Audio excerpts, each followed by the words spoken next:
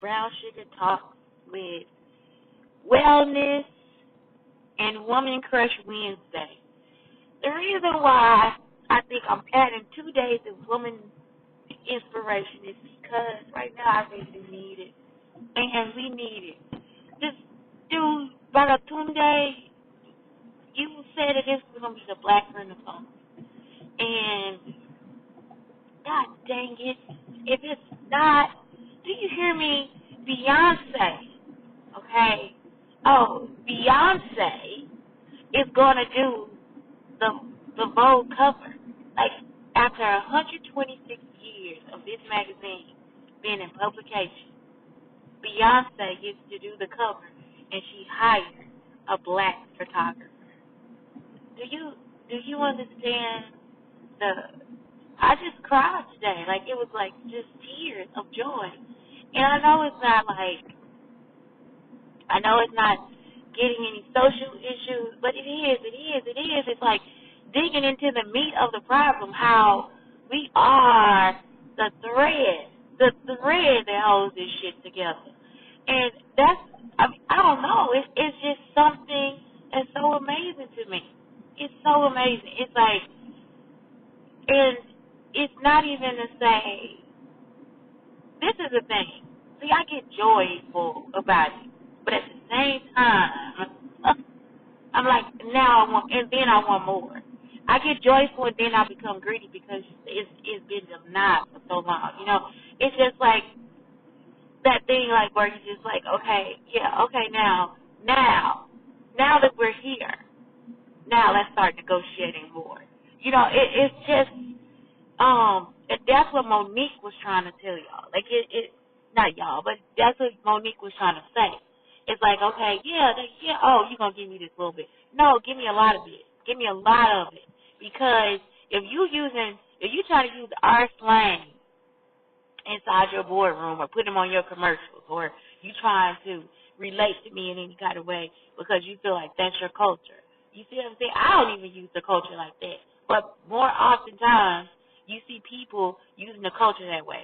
Well, I speak my proper English, I do my dialect, whatever, because I'm American, okay? Not because of anything else, because I'm American. My speech is because I'm American. But then other people choose to use those words in the way they want to. And for me, it's okay. I feel like, yes, share culture. But don't share culture and then think that I'm that culture too. It's almost like, because sometimes I speak Spanish words.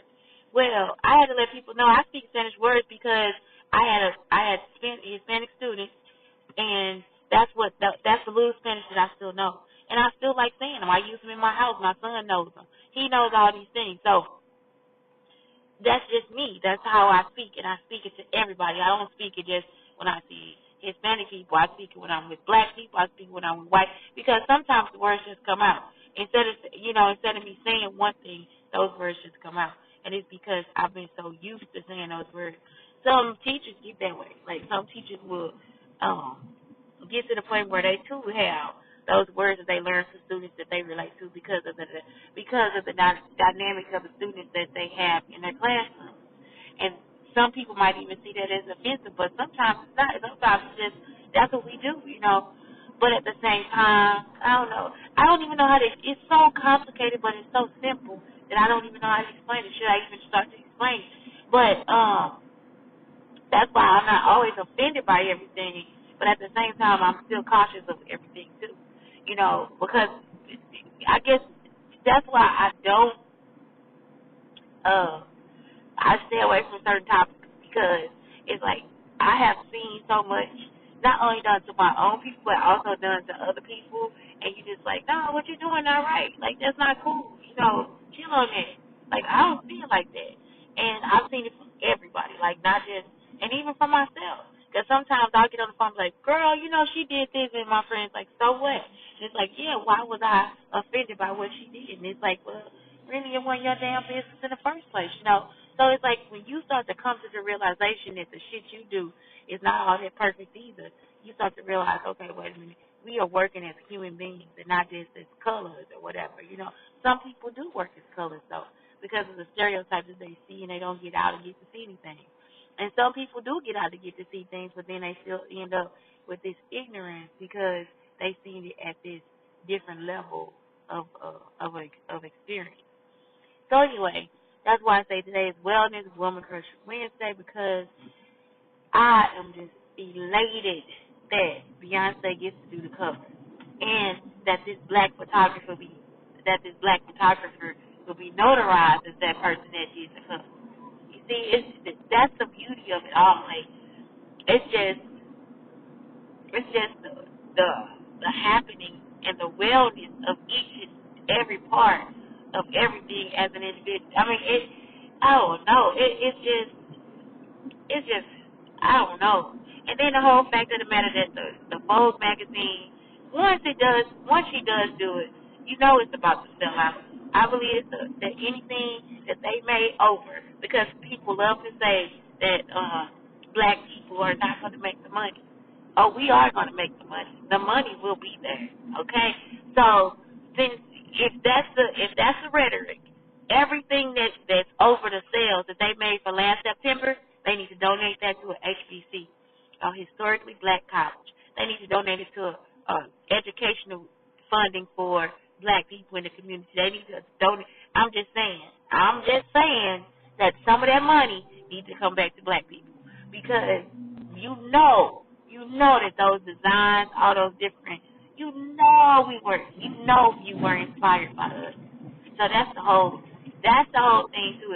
If I was your inspiration, if you saw a boo boo on the street and she had on her baboon earrings, at least 2 pairs, a Fenty bag, and she had a bad attitude, and then you came back to your dorm and you wanted to have a bad attitude, you went to go get you a Fendi bag, and then you know what I'm saying, and then you popped up with your little pink on too. Anyway, either way, whatever you did to get that inspiration that came from that, you need to give that money back to those people, and that's all I'm saying. That's the whole situation. Give it back, give back, give back, give back. We inspire, you need to give back. That's my rhetoric of it all. It's just you can't you can't just you can't just keep taking from people and think that that's okay, and not want to provide for those people too. You know, it's just not right. It's not right at all. Anyway, on this Wellness Wednesday, it's just a mental check. It's like, man, I have been through a lot. So the one thing that I have to go through today is, since college, since I had my debacle with my college, with SIUE, I have been, I don't know, I have been to myself, because at that time I was upset with everybody. Like, I was upset with every race. So I was in a theater department, and I was pretty much a pretty overall sort of cultural young lady, because when I did travel, I did look, just because now I'm getting to the point where just because you travel, sometimes you don't know, you still won't know, because you don't put yourself in those experiences. You're gonna experience it different than what I do. When you travel, everybody's like, oh, hi, because you Becky, you know what I'm saying, Becky, oh, God, Becky, hi, let me get your bag. But when black people travel, we got to figure out what kind of racism it is, what kind of environment it is. That's what we go through. It's like, okay, when I go into this place, is this person going to be nice? Is this person going to be like, hey, girl, am I going to be welcome? Did black people die here before? I mean, it's just like a lot of shit that you just be like, man, you mentally have to go through it. So that's part of traveling. So once you get over the hump of all that, and that's why a lot of people find it mentally taxing to do any of those things. So a lot of people don't do them because of that fact. You don't know where you're welcome. You don't feel welcome. You feel like, okay, what can I do here? You have to make yourself welcome. And that's the end all be all. You have to put yourself in that position. And then some people, they feel like, well, oh, she put herself in this position, so, what's going on with her? Whatever. it just does not feel welcoming. So once I got to SIUE, everything that anybody black did in the theater department was blamed on me. Like if they didn't show up for something, it was because of Shante. The thing is, I don't know if this is true. I actually got this as a rumor from my friend. He was like, yeah, we didn't, they came and told, my friends were working their hours and it was a party. So I went to them, I was like, hey guys, it's a party. And they themselves were like, hey, let's go. Well, it got back that I was the person that said it was, it was like, oh, because maybe I'm the darker one, because I'm the most, I was quiet, but my voice was, but I did express myself because I grew up in a black neighborhood. I just didn't know how not to say, hey, what you doing right there is not right. It's just not right. What you saying is not right. Like, you're not right. And at the time, you don't know what to do and what to let go because it's something that's new for us. Like, we don't know. But it did not feel right. So it would be like sometimes when people be like, well, did you read no, but I read James Baldwin. Did you read that one? It always be something where it wasn't white enough. Like we didn't know enough white America for us to be able to be black in the theater department. We didn't do enough. It just wasn't enough. It wasn't enough to be talented. We had to also know the vernacular and the technical part. And then I go back and I think about, I just had one person in my booty yoga class who felt like, well, she was like part of my theater department. It's like, and she was acting, right? It was the worst acting that I had ever experienced in my life. That's how I felt the entire time that I was in that theater. It was the worst acting that a person, what they were teaching him, now you come and take a breath, and then you bring it out, and then you come forward. It's like, no. That's what's wrong with plays now. Because there's no, you could give more realism to that. You can give it so much more. You already moving in the box. So why couldn't you be able to express yourself? Why do you have to have all these breaths and these breaks and these things? It's like, it was the epitome of fake. That's what made me not want to be an actress. The epitome of fake. How could you carry that on? You can't put yourself into the real character. You can't put yourself there.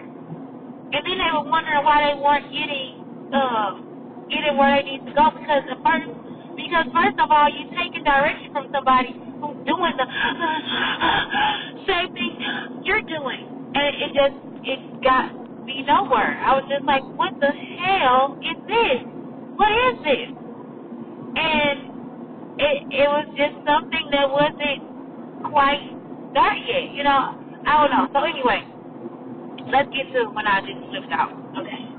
So I flipped out because I was in this situation, right? I was messing with my Jewish identity, okay? Because I'm telling y'all, if I do one of them bloodlines, I don't care what nobody say, I still think that General Schuler is my great-great-great-granddaddy. And that, it is some kind of indentured servant work. I don't know, something in there for me. I don't know. That's what I feel. I haven't done the test yet. I have not. But when I do, I will let you know how it goes. So anyway, I am also like, I'm black. I'm just me. I'm black. Okay, at my core. I used to hate it too. There's a poet out there who says, oh, because I talk differently, then I'm different. No, I'm not different. I'm still black. I still care for my people. I still have to struggle just like they had to struggle. Some black people don't struggle sometimes, but that's okay. But they still have those family members. They still have that essence of who we are in the background. Period. It's like it's not even something you can leave. So, anyway, I'm in this situation where you got these people who have had all this audacity, this whatever, to think that they are more educated or they're better or they do more research. They didn't do any research. They did nothing but come up with fucking ideas and then just put them out there.